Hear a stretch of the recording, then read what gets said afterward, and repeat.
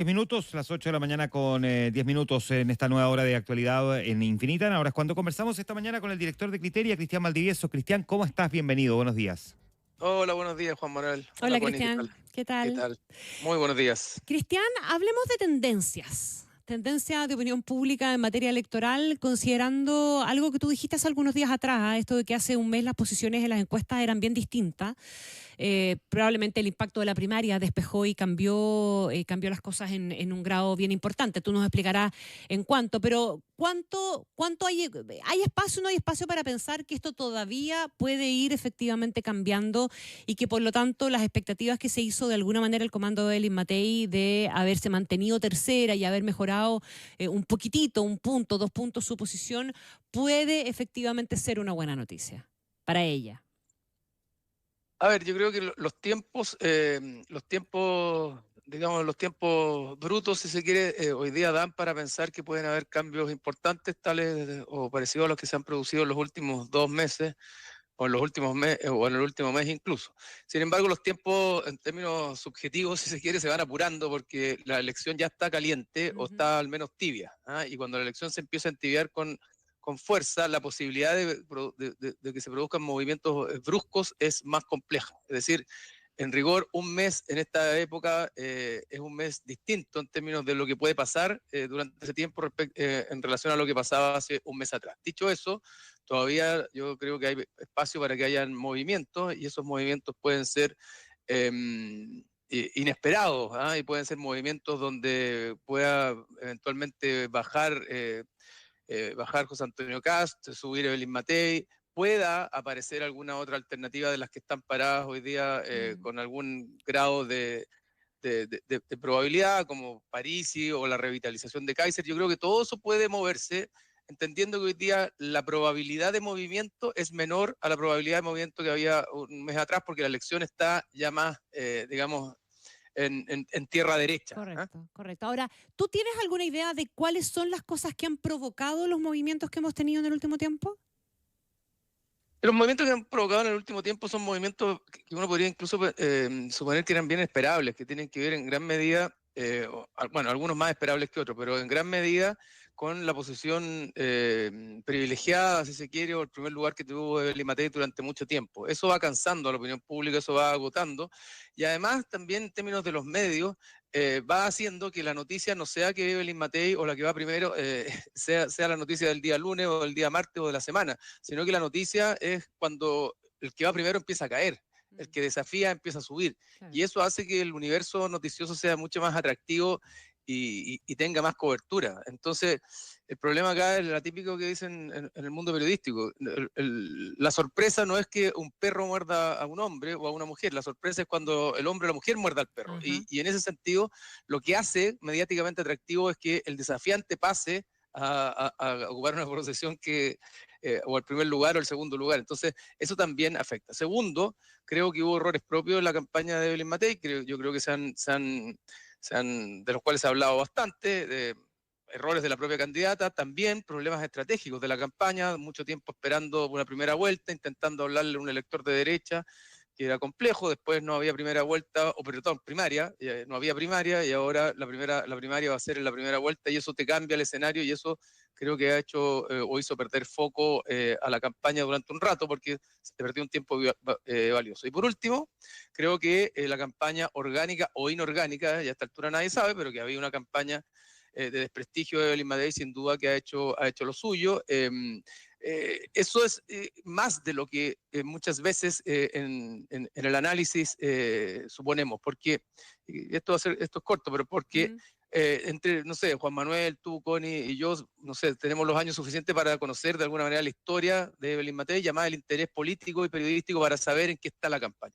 Pero la gran mayoría de la gente, por de pronto todos aquellos que nacieron en los 90 no tienen mucha idea quién es Evelyn Matei. Y eso ha hecho que la campaña de desprestigio haya calado con fuerza en algunos grupos que ante el vacío de información que tenían respecto de una candidata, lo hayan llenado de información que puede ser fake, empujada orgánica o inorgánicamente. Entonces, esos tres factores, partiendo por lo clásico, que es estar demasiado tiempo arriba de las encuestas, más los otros dos que les menciono, creo que han provocado el movimiento. Por lo tanto, tú tienes una buena valoración de la arremetida en contra de la campaña de desprestigio que hizo la propia Belén Matei.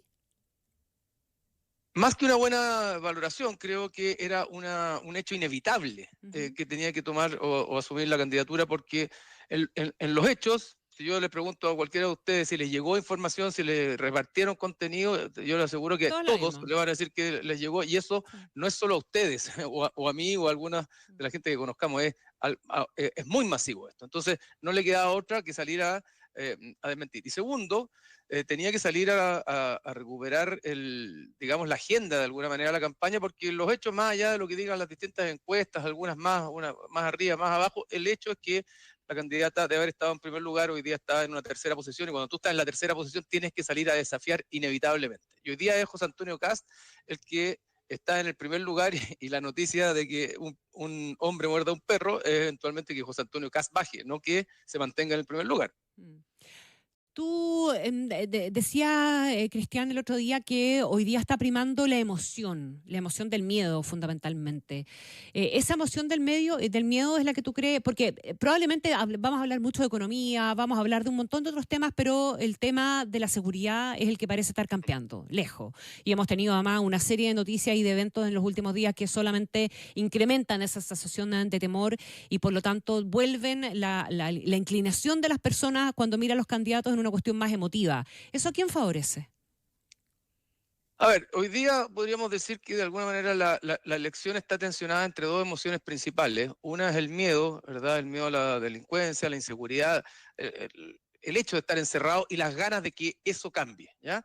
Entonces, de alguna manera lo que está representando la candidatura de José Antonio Kast es una buena, eh, digamos, una buena conexión con el temor y la molestia de las personas, y con la esperanza de que de alguna manera las cosas cambien o que haya un punto de inflexión. Y por otro lado, Janet Jara logró romper o entrar en esta elección articulando un nuevo clivaje del que se ha hablado bastante, que tiene que ver con la lógica del elite pueblo, de los de la clase media baja versus los de la clase alta, pero además metido ahí una cierta emoción que no es explícita en ella y que incluso puede ser hasta contradictoria con la forma en que ella se expresa, pero que es una emoción que está implícita, está de base, que tiene algo que ver con la emoción dominante durante el estallido social, que tenía que ver con la rabia por las injusticias, por los abusos, por la desigualdad, y después de la rabia, ¿verdad?, la búsqueda de que a partir de la equiparación de la cancha, de la disminución de las injusticias, ¿verdad?, y de que los poderosos cedan, más sueldo mínimo, más impuestos, que los súper ricos entreguen más, etcétera,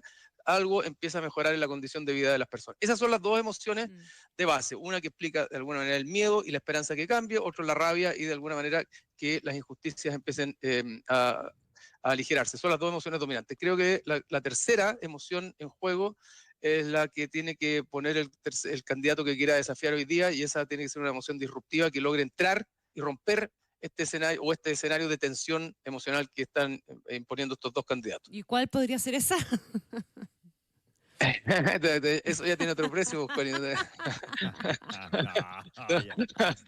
No, no, es muy complejo Sí, porque puede ser, pues, súper. claro, es muy complejo porque puede ser una de las dos también, pero articulada desde otro relato, pero también pudiera ser una emoción donde lo que esté o lo que predomine respecto a lo que venga tenga más que ver con la esperanza como primera horizonte. ¿Ya? ¿Te Eh, parece que la bajada que trató de hacer Matei en su performance el otro día en el Salmón Summit puede ir un poquitito por ahí? O sea, sin desconectar de la emoción y de las propuestas en esos dos temas que tú estás señalando, pero metiendo la variante gobernabilidad, preparación, equipos, capacidad de llegar a acuerdo, moderación, etcétera. Sí, no, sí, en el sentido de que creo que eso es lo que marca la diferencia entre la potencial candidatura de ella y la candidatura y las otras dos candidaturas. Creo que eso ya logró calar en general en la élite, si se quiere, en ciertos grupos elíticos, como lo que pasaba con la candidatura de Carolina Toá, Claro. pero Tal para cual. penetrar en las grandes mayorías, ¿verdad? O en el gran público, si se quiere, acá hay que meterle una emoción con mucha más intensidad, con mucha más fuerza. Y la estabilidad, la incertidumbre o la reducción de la incertidumbre son temas muy importantes para la ciudadanía, pero son temas secundarios en relación a la emoción primaria, que es la búsqueda de que Ujú. algo pase, ¿ah? De que las cosas empiecen a moverse. Hay dos temas que están profundamente arraigados hoy día en la subjetividad y en la objetividad de la gente. uno tiene que ver sin duda con la delincuencia, como en primer lugar, y segundo, la economía. Lo de la economía es mucho más duro de lo que de repente pensamos y está de alguna manera algo escondido en la crisis de seguridad, pero es muy, muy fuerte la dificultad que está teniendo la gente para llegar a fin de mes, la dificultad para conseguir pega, para conseguir buenos contratos de trabajo, para poder pagar las cuentas, y hoy día está pasándolo mal la gente, y particularmente mal lo están pasando las mujeres, que son las más afectadas por la crisis de seguridad y por la crisis económica. Ahora, parte de la derecha, Cristian, apostaba a que una mala valoración del gobierno en el manejo de estos dos temas, ¿no? La seguridad y la economía, les daba a ellos la posibilidad de triunfo en noviembre. Y sin embargo, lo que vimos es que una vez que se definió ya el candidato o candidata, en este caso del oficialismo, lo que hemos visto es que pasó a la delantera, al menos en la mayoría de las encuestas, o bien un empate rápidamente con el candidato que desde la derecha estaba mejor aspectado. Y te pregunto, por lo tanto, cómo hay que leer eso? Como una candidata que está representando básicamente el promedio del 30% igual del gobierno, que es más o menos lo que ella refleja en las encuestas, o por el contrario, lo que está ocurriendo es que la candidata no queda asociada necesariamente a una herencia del actual gobierno. A ver, yo creo que las dos cosas, Juan Manuel, de alguna manera está asociada al gobierno inevitablemente, pero más que no asociarse al gobierno, ella ha logrado hacerse para sí de de todas las cosas buenas que la gente percibe ha tenido este gobierno más allá de la crítica. Y la gente sí percibe que ha sido positivo el alza del sueldo mínimo, sí percibe que ha sido positiva la rebaja a las 40 horas, o por lo menos la valora, más allá de que pueda haber generado efecto contraproducente en el mercado laboral, sí valora que se haya aprobado una reforma de pensiones y sobre todo si es que se va a subir en algún momento las pensiones, como debiera empezar a pasar ya desde septiembre. Y en eso, Janet Jara ha sido muy maestra, de alguna manera, de adueñarse de eso y desligarse casi por completo de la crisis de seguridad. Y en ese sentido logra instalarse. Pero sobre todo, creo yo, lo que ella le ha permitido entrar rápidamente en la carrera presidencial y hacerse para sí del 30% del presidente, es que ella logra representar algo que estaba dormido y de alguna manera dormido y encubierto en la crisis de inseguridad que hemos tenido y en la crítica que ha habido al gobierno, y es que mucho de lo que sucedió durante el estallido social, que no tiene que ver con la delincuencia, y no vamos a dar una lata y a ponernos políticamente correctos, porque no tiene que ver con la delincuencia, sino que tiene que ver con ciertas demandas sociales o ciertas percepciones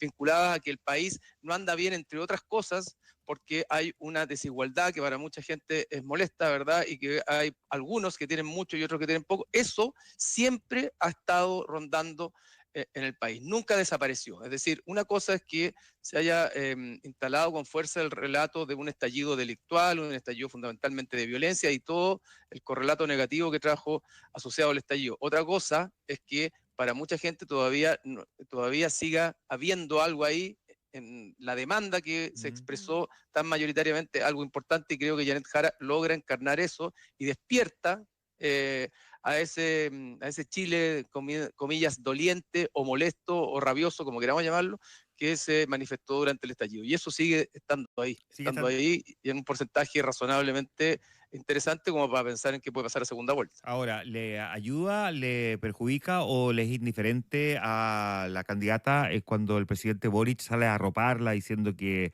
espera que haga un mejor gobierno que el mío y cosas por el estilo? Desde mi punto de vista no le ayuda, no porque el presidente no sea la principal figura de la coalición, sino porque el presidente tiene un nivel de crítica importante.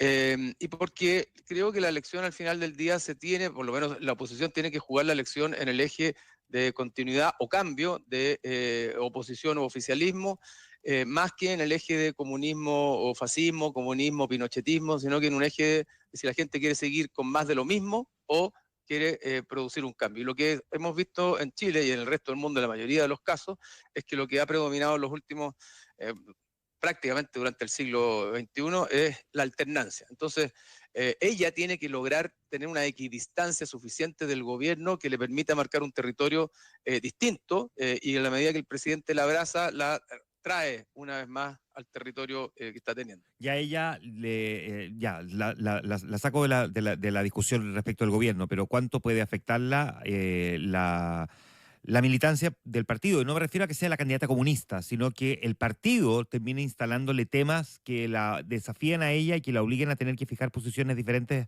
a las de su propia colectividad. Está súper buena esa distinción, porque yo tengo la impresión de que a ella la militancia comunista la afecta en una cierta medida, pero no es lo que más la afecta. Lo que más la afecta, efectivamente, es que el Partido Comunista le ponga una suerte de corsé, ¿verdad? O la amarre, al punto de que ella se vea obligada a tener que afirmar que su identidad central está en el Partido Comunista y no en su identidad o lo que ha tratado de construir como una identidad más vinculada a los ciudadanos. Entonces, si la estructura del partido no le da la libertad, por las razones que sea, porque, entre otras cosas, el partido podría decir, mira, la probabilidad de que ganemos la segunda vuelta es baja y preferimos morir con nuestras botas puestas y apostar por nuestra lista parlamentaria. Si el partido juega esa carta, a ella la va a arrinconar y le va a hacer más difícil salirse de los márgenes del Partido Comunista. No es su militancia comunista la que la puede afectar principalmente, no digo que en los márgenes no afecte esto, es el hecho de que ella tuviera que terminar marcando fuertemente que su identidad es comunista. Si eso pasa, es mucho más complejo. De hecho, y con esto cierro la idea, lo que terminó matando la candidatura de Daniel Jadwe fue cuando él, en los debates y en la primaria, se sale de su lógica del alcalde ciudadano, el de las farmacias populares, de la universidad popular, ¿verdad? El alcalde de alguna manera ciudadano, y empieza a ponerse la camiseta del Partido Comunista, a defender a Cuba, a cuestionar los medios de comunicación, etcétera, etcétera. Entonces, lo que quiero decir es que Janet Jara hoy día es vista ante todo como una ministra que se hizo de los principales logros del gobierno y que es cercana a las personas, más que como una militante estrictamente comunista. Ahora, el paso hacia la militancia dura o a la identidad dura es un paso que estaba cercano y que el partido podría llevarla a cruzarlo. Ya, por lo tanto, podemos encontrarnos con que eventualmente quienes trabajen en el círculo de Janet Jara sean quienes eventualmente la puedan perjudicar. No sé, estoy pensando en que, no sé, ayer Ana María Gasmuri criticaba la portada de LUN, que destacaba a Evelyn Matei más que a Janet Jara y hablaba de los medios hegemónicos, o sea, en una lógica bastante, digamos, jaduista, por decirlo así. ¿Podría terminar eso perjudicándola más que el hecho de que sea una histórica militante del PC? Obvio, o sea, lo que ella debiera hacer es no jugar la lógica de estar enojada con el resto del mundo, sino que canalizar la rabia o la sensación de injusticia que hay en el país a través de propuestas. ¿Ah? Y esas propuestas, entre otras cosas, creo yo, le han dificultado también armar un comando técnico. Es decir, la candidata, creo yo, la campaña y el comando tiene clarísimo que van a tener que tirar, digamos, en genérico, propuestas de populismo económico o propuestas populares, si se quiere, sueldo vital, aumento de las pensiones, fin de las AFP y cosas que sabemos que tienen efectos muy nocivos, pero que son aquellas cosas que la hacen a ella estar más cercana con las preocupaciones o la inquietud de las personas. Hablamos al principio de la conversación sobre la economía, pero los mismos técnicos o la primera línea técnica o tecnocrática dice, bueno, ¿por qué tendría yo que abrazar estas propuestas del comando que son las que permitirían eventualmente tener una buena posición en la primera vuelta y ser competitivo en segunda, si es que técnicamente yo no estoy de acuerdo con ella? Entonces creo que ahí hay una contradicción o una tensión, si se quiere, donde los tecnócratas de primera línea dicen, yo no estoy dispuesto a tener que avalar ciertas medidas que me parecen populares, si se quiere, o populistas, dirán otros, pero que técnicamente y en el mediano plazo son muy riesgosas y muy problemáticas para el país. Si esta elección, Cristian Valdivieso, se juega en los ejes oposición-oficialismo, cambio versus continuidad, sería perfectamente esperable ver una Janet Jara arrancándose un poquitito de la línea oficialista, ¿o no? ¿O tú Sí, crees sí. que no le da para eso?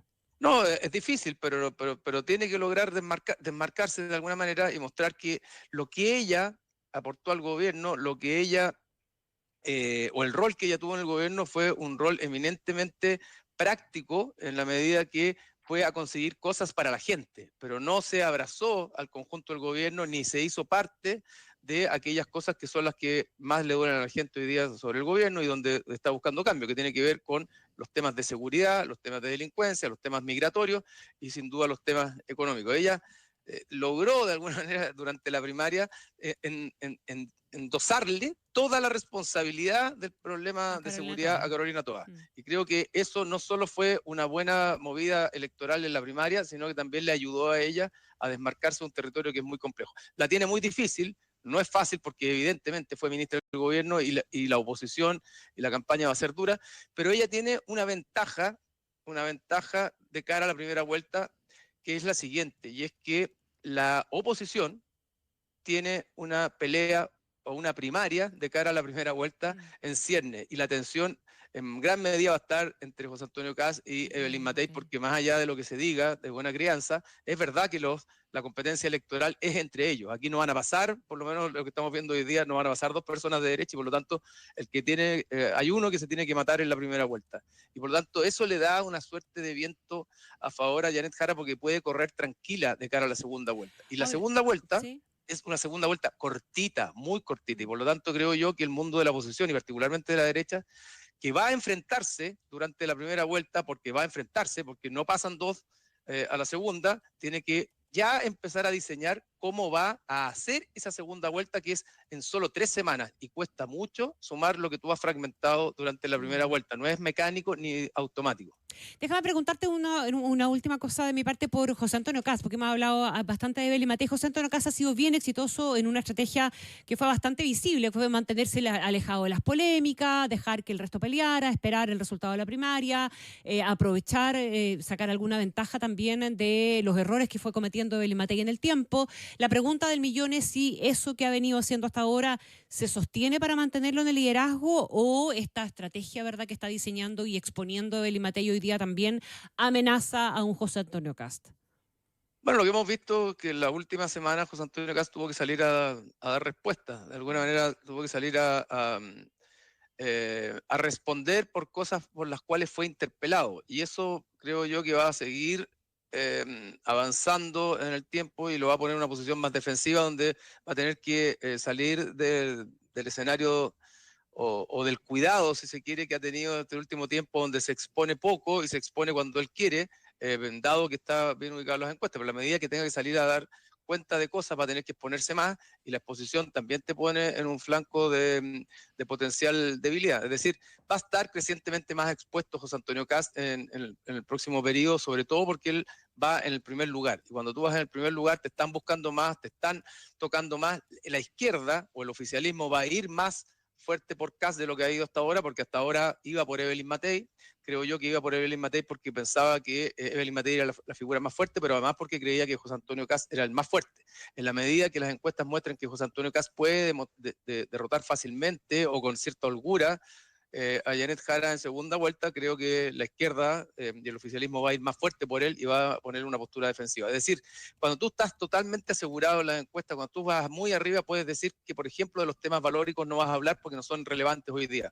Pero cuando tú empiezas a tener una posición de más debilidad y cuando la campaña avanza, tú no decides solo de lo que tú quieres hablar, sino que también tienes que responder a las preguntas o a las interpelaciones que otros te hagan. Claro. Una última cosa, porque para completar la conversación. Están en la periferia, pero no sabemos si logran avanzar, y particularmente el caso de Franco Parisi, pero también Johannes Kaiser, ¿algo que decir ahí? Fíjate que de alguna manera el escenario que estamos viviendo hoy día, donde las primeras noticias, los principales, siguen estando vinculados a los temas de delincuencia, inseguridad, particularmente ahora con el sicario y todo lo que ha habido en relación a este tema, eso hace que el miedo, la rabia y la inquietud por la inseguridad aumenten en la ciudadanía, y ese sea el tema central. Y en eso, claro, se favorece la candidatura de José Antonio Kast hasta cierto punto, pero también abre un flanco donde otros pueden empezar a decir cosas disruptivas, cosas novedosas o cosas que hagan sentido al conjunto de la población y muevan de alguna manera el tablero. Entonces, lo que te quiero decir con esto, Juan Manuel, es que creo que todavía Johannes Kaiser tiene una posibilidad de mover el tablero. No creo que para llegar a los primeros lugares, pero sí eventualmente para desafiar la posición de José Antonio Kast, porque si todo se trata solo de seguridad, si todo se trata solo de mano dura, bueno, puede aparecerle a alguien que verosímilmente tenga más mano dura todavía y que empiece a desafiar la posición de José Antonio Kast. Bien, pues, qué buena conversación, muy interesante, como siempre. Te pasaste, Cristian, por estar esta mañana con nosotros. Cristian, que estés bien. No, gracias a ustedes por Chao, la chao. invitación. Un Cristian- abrazo, chao, chao. Cristian Valdivieso, director de Criteria, esta mañana en Ahora es Cuando aquí en Infinito.